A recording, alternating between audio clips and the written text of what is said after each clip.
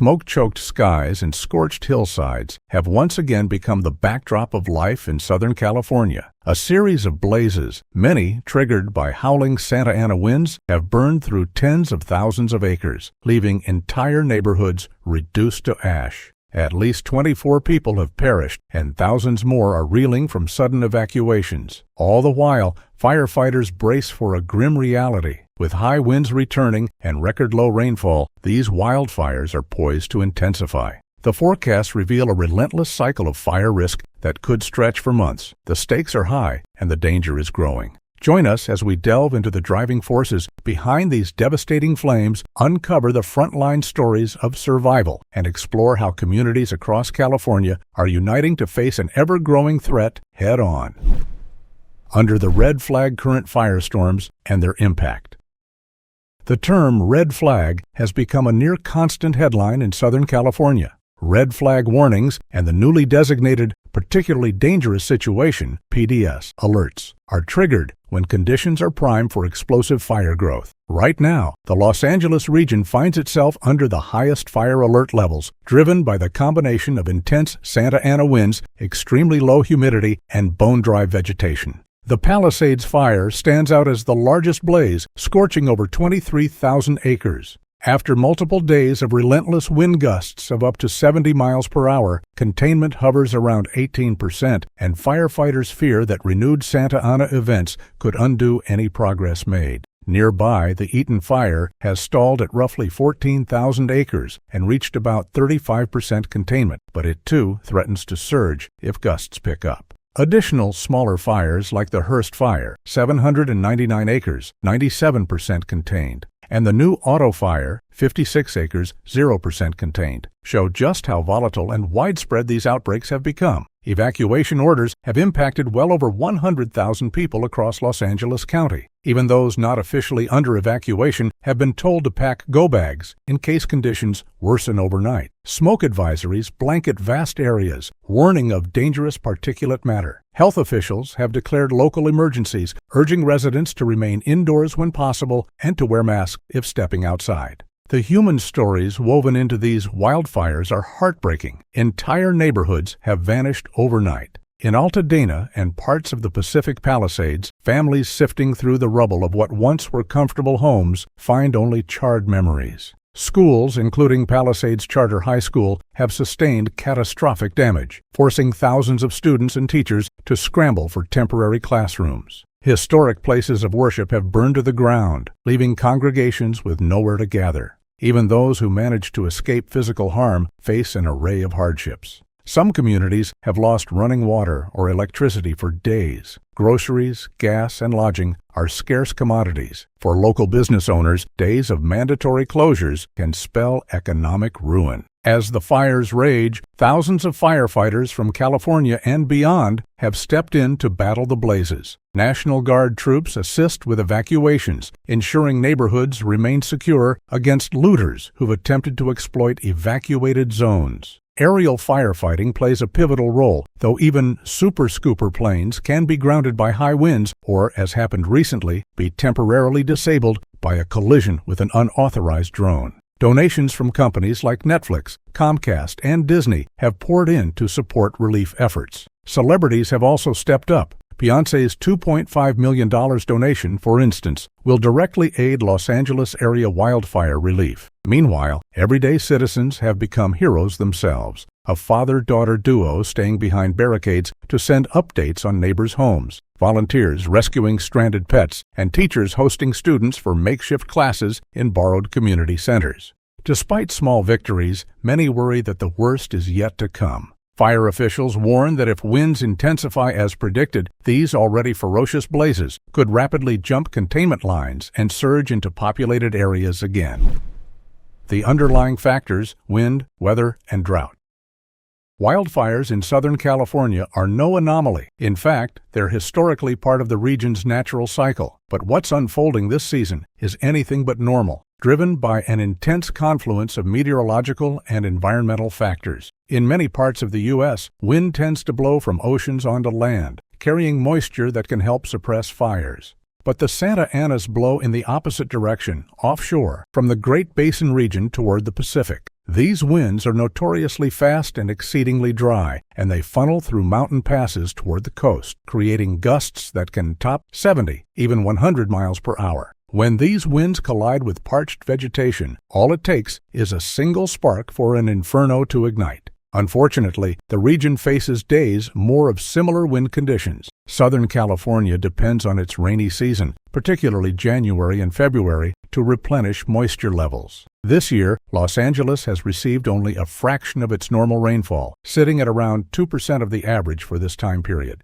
Forecasters from the National Weather Service note that this is historically unusual. Even in poor rainfall years, Louisiana typically manages to get at least some moisture. The resulting dryness means brush, shrubs, and trees are primed to burn. Adding to the complexity is the phenomenon known as weather whiplash. A couple of previous wet winters allowed vegetation to flourish, but the abrupt shift into a severe dry season has turned that greenery into tinder. Many of the most destructive fires in recent memory arise from precisely these conditions: lush growth that dries out in the scorching months, then ignites like kindling when the winds arrive. Experts warn that climate change is reshaping fire seasons into something far more relentless. Warmer global temperatures can delay or reduce rainfall patterns, creating longer windows for vegetation to dry out. As a result, fires are no longer confined to traditional fall seasons, but can spring up anytime humidity is low and wind speeds are high. La Niña conditions in the Pacific, combined with the possibility of a Rex block pattern, could further divert storms away from Southern California, compounding the crisis. Paradoxically, even if heavy rains arrive later, it may spark a new wave of peril: mudslides.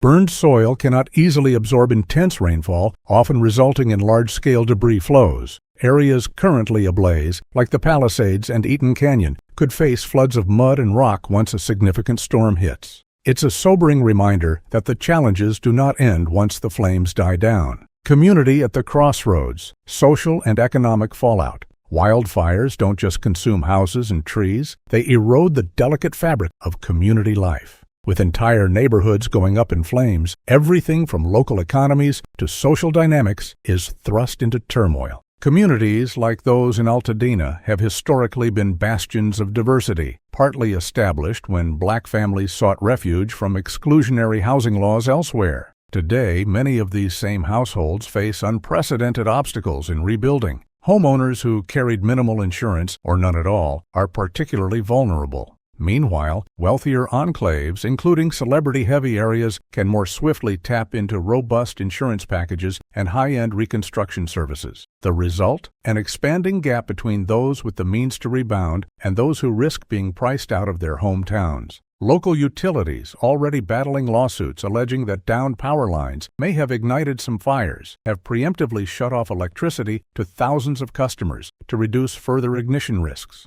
Water systems haven't fared much better in some zones. Intermittent service, boil water advisories, or even total loss of supply have plagued certain communities. Coupled with dangerous air quality, these utilities issues create a logistical nightmare for evacuees trying to gauge when they can safely return. Education took a big hit in the Palisades area, where both elementary and high schools faced catastrophic damage. Entire campuses became inaccessible. Some lost up to 40% of their facilities. Local school boards are scrambling to find temporary classroom space, sports fields, and labs. Teachers from other districts are stepping up, offering resources. Students, meanwhile, grapple with the emotional trauma of losing both their homes and their educational spaces. A flurry of lawsuits has already emerged. Southern California Edison, for instance, faces allegations that its equipment may have sparked the Eaton fire. Public outcry is also mounting for broad-scale policy reforms, such as burying power lines or holding utility companies more accountable for infrastructure checks. At the state and federal levels,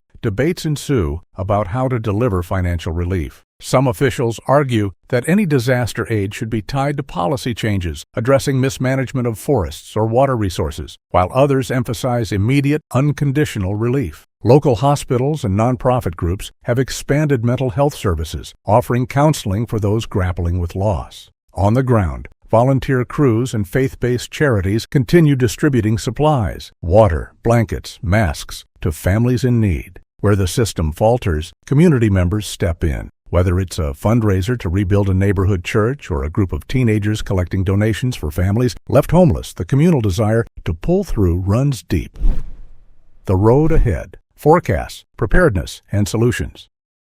Even as bulldozers cut fresh containment lines, the outlook warns of prolonged dryness, gusty winds, and creeping uncertainty. Many areas that have barely caught their breath are bracing for round 2 or 3 of wind-driven fires. Meteorologists caution that the forecast for the coming weeks remains grim. While the newest wind bursts might not reach the recorded 100 miles per hour gusts of last week, strong blasts in the 50-70 miles per hour range are still enough to fan existing embers. Humidity levels could drop into the single digits, effectively turning the region's hillsides into tinder boxes. Local fire departments urge homeowners to maintain defensible space, clearing vegetation, trimming trees, and removing dry debris. Simple measures like ensuring vents are properly screened or using fire-resistant roofing can significantly reduce risk. Innovations in home hardening, such as ember-proof vents, are becoming more common. Power companies continue evaluating whether to shut off electricity to entire zones whenever strong winds strike, a controversial tactic that weighs fire prevention against public inconvenience. Wildfire experts advocate for controlled burns and mechanical thinning of forests to mitigate future infernos. Yet, these policies require careful planning to avoid unintended consequences, especially given that historically disadvantaged communities often live in environmentally sensitive areas. Utility companies, under intense pressure, are assessing upgrades to decades-old equipment. Plans may include replacing overhead wires with underground lines, though that process is expensive and slow. Proposed legislation aims to boost funding for advanced warning systems and robust emergency response tools. Others push for stricter building codes that mandate fire-resistant materials in construction, particularly in the wildland-urban interface where many new developments sprout up. There's also talk of redirecting more resources to local fire departments so they can maintain year-round fire prevention programs. Many climate experts see these wildfires as a clarion call for broader decarbonization efforts, pointing out that warming trends continue to exacerbate drought cycles and upend traditional weather patterns. Amid the flames, stories of courage and collaboration offer hope. Neighborhood groups collaborate on communication hubs, text alert networks, and shared evacuation strategies. Residents are forming alliances to assist the vulnerable, elderly neighbors, people with disabilities, and low-income families, so that no one is left behind when the next mandatory evacuation hits. Even young students have launched grassroots fundraisers to help peers replace textbooks and laptops. Ultimately, the path forward hinges on a shared dedication to change, because while flames can reduce homes to ash in hours, forging resilient communities requires years of collective effort. As forecasts show, the region's flames may continue for months, pressing all corners of society to unite against a crisis that grows with every gust of wind. And there you have it. It's now time to hear from you. What do you believe is the single most important step communities should take to better protect themselves from these wildfires? And how can we balance the demands of a growing population with the urgent need to preserve our fire-prone landscapes? Let us know your thoughts in the comments sections below.